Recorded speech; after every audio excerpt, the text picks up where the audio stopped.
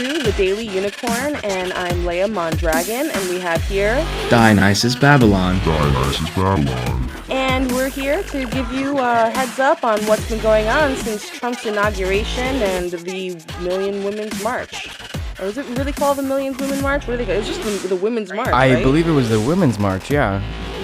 There have been more than a million people protesting around the world. In Washington alone, it was about 600,000 people. Wow. Yeah.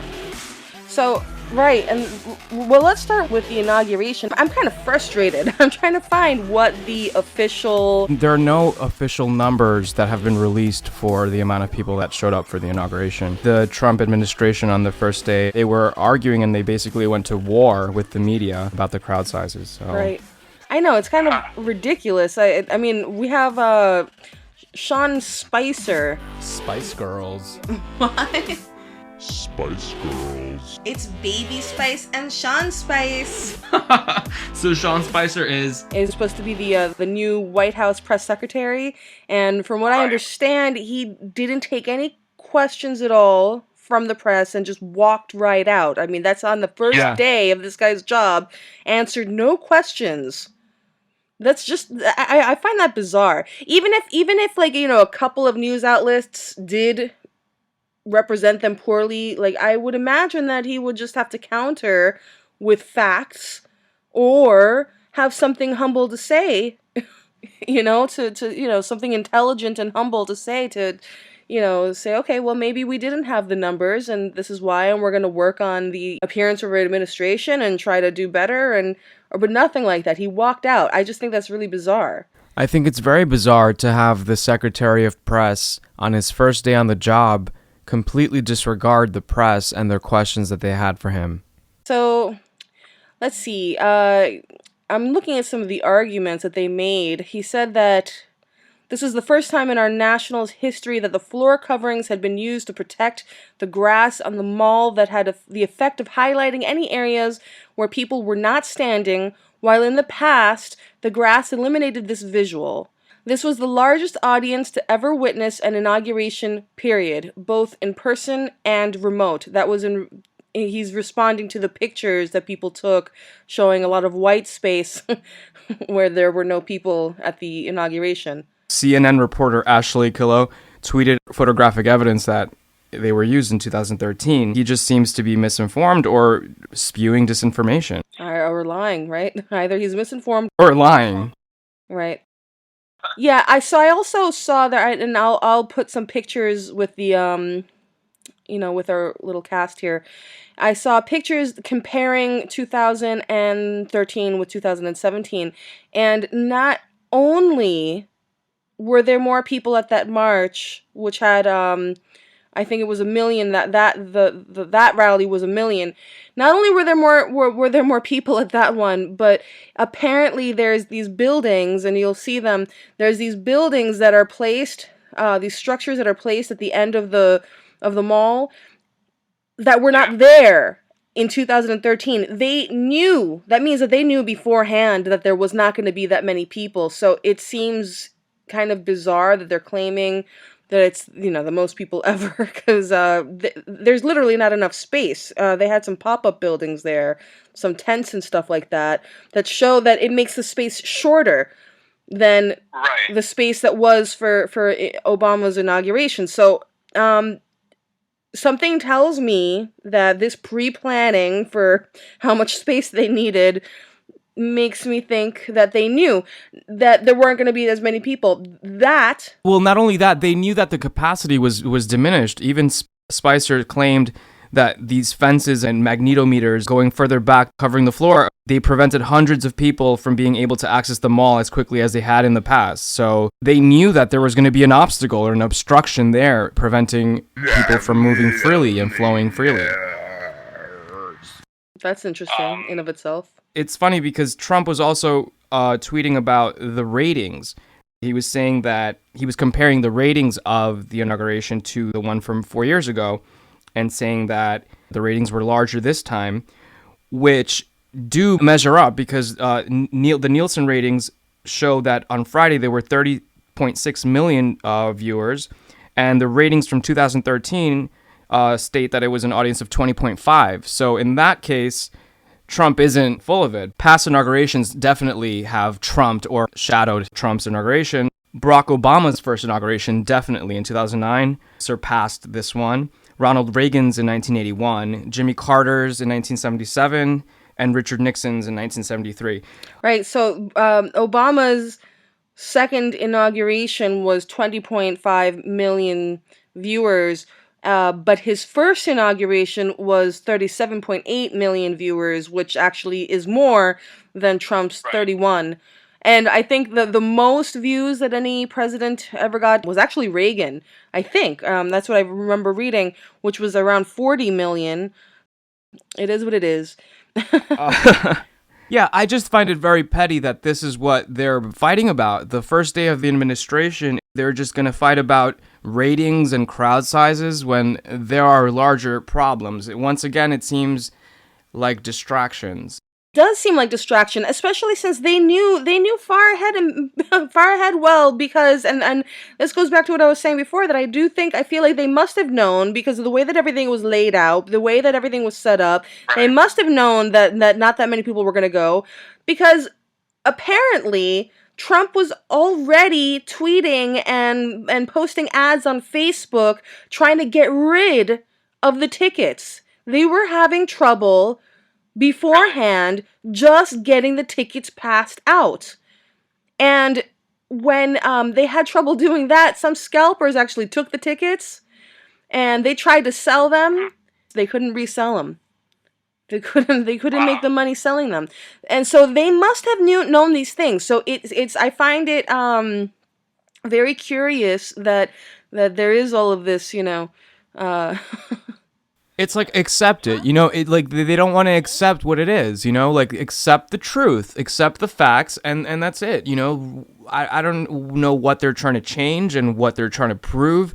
It's a chip on Trump's shoulder and his entire administration, but they really need to focus on the real issues. It is also probably because they're ashamed that the first full day in office, and that a whole entire gender demonstrates and protests resistance against them. Yeah, and then so he storms out. Mr. Spencer, the White House press secretary, storms out without taking any questions. And before he storms out, he makes sure that he has enough time to threaten the press and say that the Trump administration were going to hold the press accountable for what they publicized.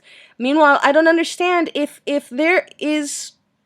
there were more people at the rally, then why couldn't they just... I mean, this is the United States government. They don't have a picture of their own rally to prove. Yeah, and I read that they're saying that they can't count crowds or something. I don't get that, because in 2013, they clearly had figures. They even had, figures of the train and the metros. No, the metro, the Washington Metro tweeted... As a matter of fact, I have their tweet right here. It says, as of 11 a.m., 193,000 trips were taken so far today. And then it says, in parentheses, 11 a.m. on 1/20/13, it was 317,000. By 11 a.m. on January 20th, 2009, it was 513,000.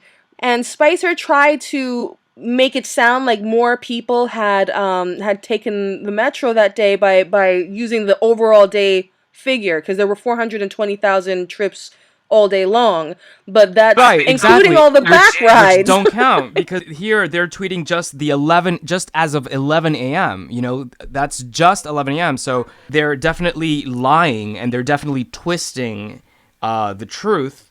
Right. It's so verifiable. It's sad. It's frightening.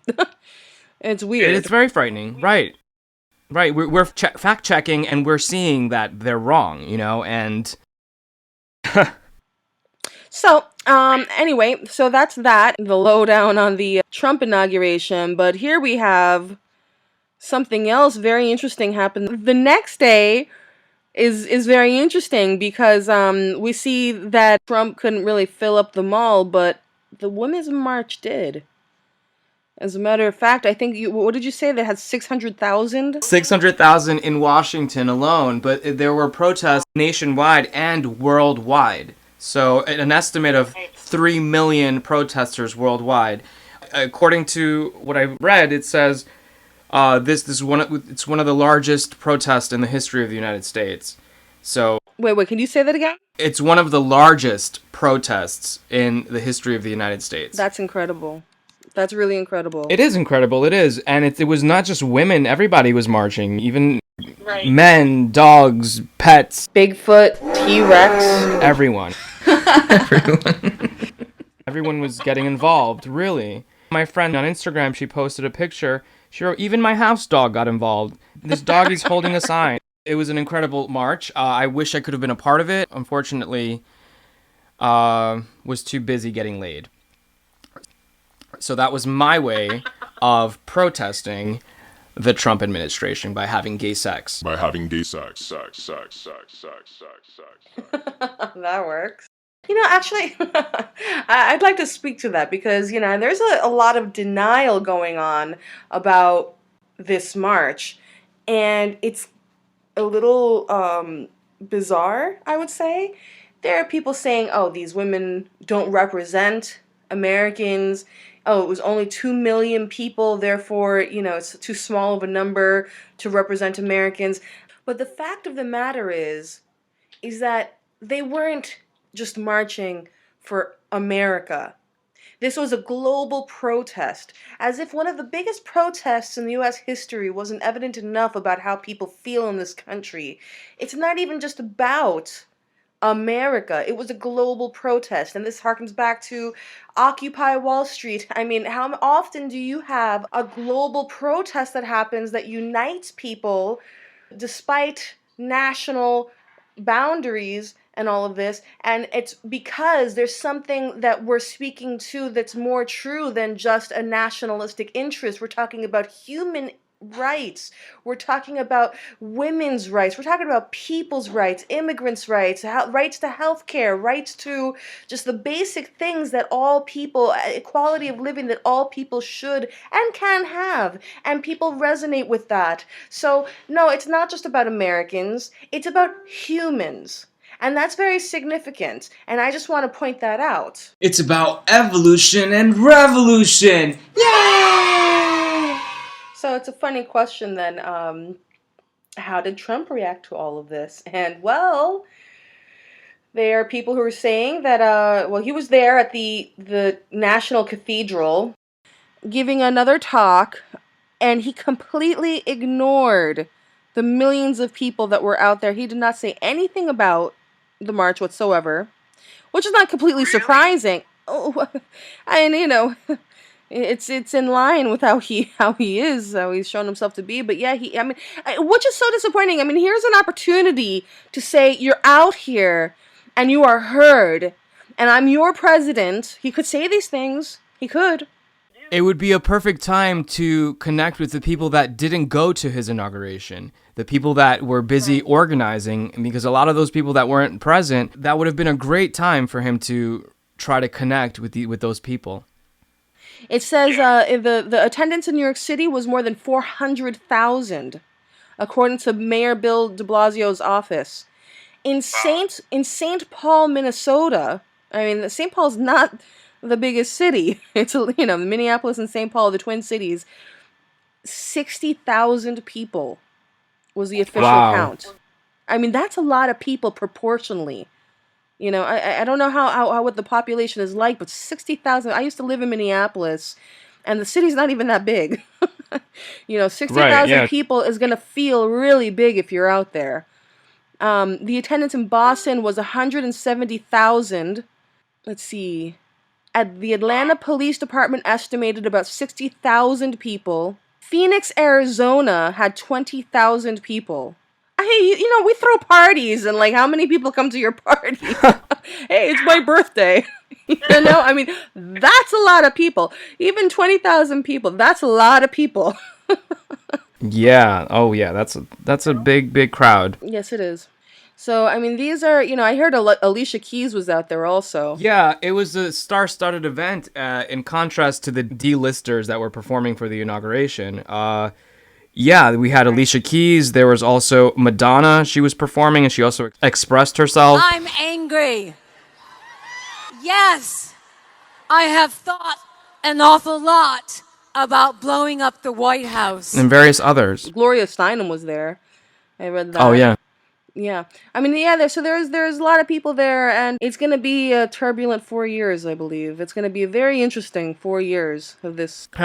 America is in retrograde. It's ironic that after the election, Mercury went into retrograde. Is it symbolic of something? Maybe. Of the most batshit crazy election that Americans have witnessed ever. OMG.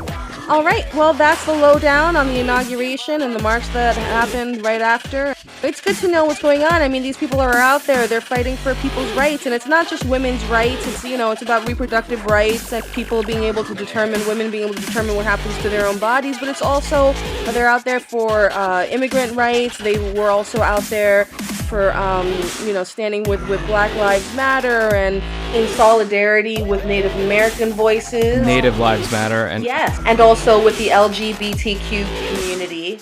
Different groups like that, so it was a very diverse crowd. No, right, you were mentioning a bunch of groups, Black Lives Matter, Native Lives Matter, a lot of women's rights, gay rights, a lot of people came together for this march. It was not just about women's rights or women. Yep, they were there for healthcare for all people. I think they were there for all around a lot of really good things that are just good for people in general, It's ironic how Trump united everybody against him. United America against him. Yeah, he sure did. Well, thank you very much for joining us on this segment of the Daily Unicorn, and we hope that you will come back for more news bits. Little glittery unicorn bits of news. Thank you, Leia. I'm Dionysus Babylon. And I'm Leia Mondragon. And we'll be... I'll be back. We'll be what, in touch? My really bad Arnold impersonation. We'll be back. Over and out. Yes, I'm angry. Yes, I have thought an awful lot about blowing up the White House. But I know that this won't change anything.